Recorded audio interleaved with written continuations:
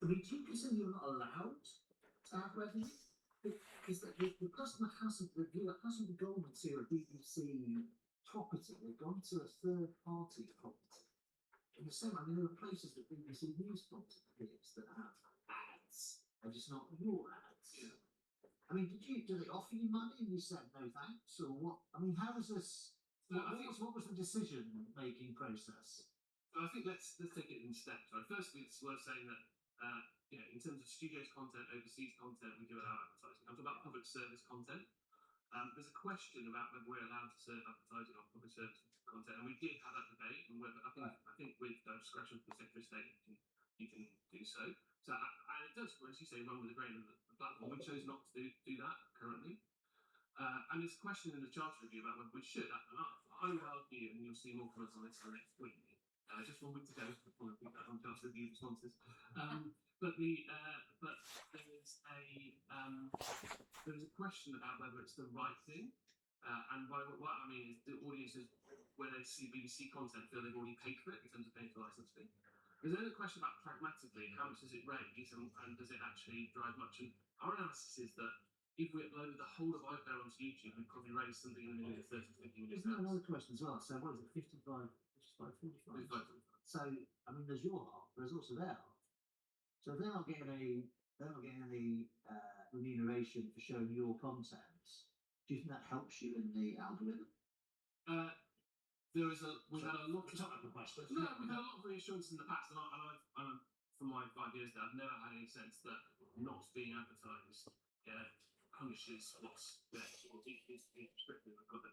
What I would say though is that is always subject to change, and there is something around kind of regulatory backstops, etc., about whether you would be notified that was changed, whether you just see it in your things. But I've got no evidence, and I think we've certainly had reassurances that we're not punished, so to speak, because I don't think that's the way the YouTube incentive is, because they're really focused on what the audience wants. Yeah. To Dame Caroline's point, what arguably sometimes there might be what the audience wants rather than what the audience needs, but that's a different debate. So I'm speaking out of turn here, so I'm trying to be as quick as possible. Just to check, everything you just said about YouTube, does that also apply to Meta and to TikTok? They don't offer anywhere near the same revenue sharing opportunities. No, well, I meant not taking the revenue sharing.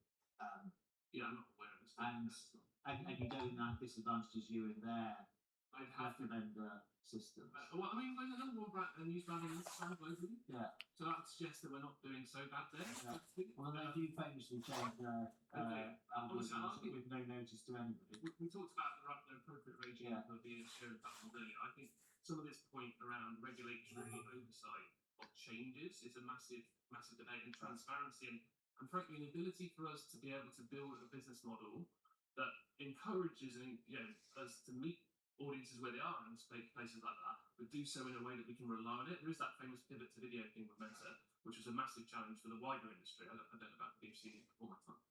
Thank you so much, Rika. Thanks, and thank you. I think a lot of people in this room were in Manchester the other week, so good to see you on home turf. And if I'm declaring interest, I'm a former member of staff in a section that doesn't exist anymore. I think the BBC Popular Music Library in the 90s probably been rationalised out of existence. And my sister was the longest serving female presenter of Blue Peter over the late 90s and early 00s. I guess my questions are mainly for Ian. They're about, we're carrying on the YouTube theme, about a possible voluntary agreement for prominence on YouTube. Just what discussions have taken place with public service broadcasters to ensure that content is prominent? Before you turn on the telly, there were only 3/4 channels, and it went to BBC One, whereas now it's fight for prominence with the smart TVs. I think there's been a lot of discussions. There's been a lot of discussions both with YouTube but also with DCMS about whether more could be done here.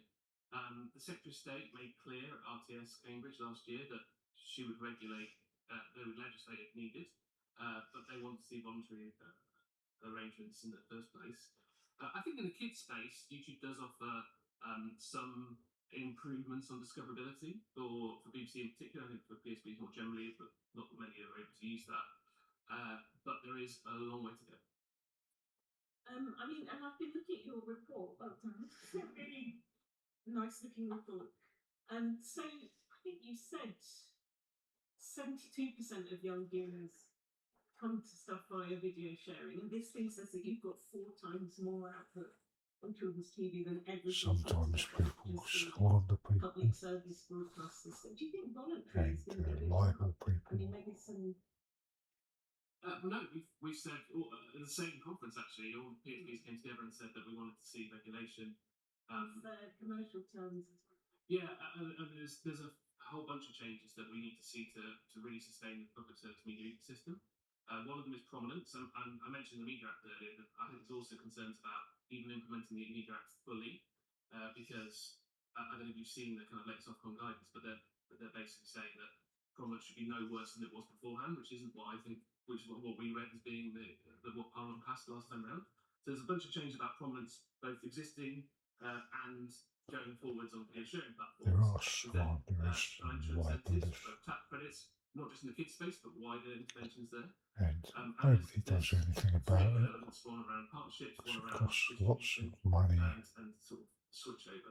and And one around payout I think there's a might particular not be focus, which I know much. Quincy's looked at before, around whether And whether also, all audiences are able to find sustained news. if they because didn't have this any is one of money, those, like you like wouldn't be children, able to take much, is struggling.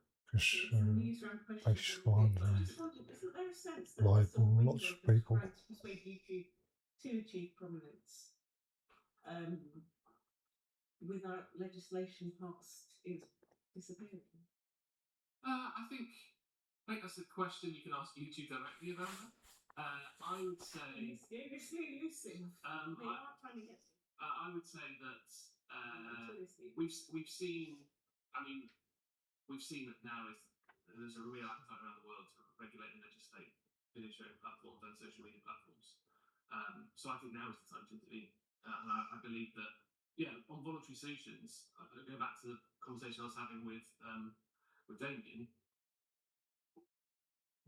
Without reassurance on data and access, voluntary solutions are always slightly taken on trust. So a regulated backstop is always helpful, and I think it's necessary. And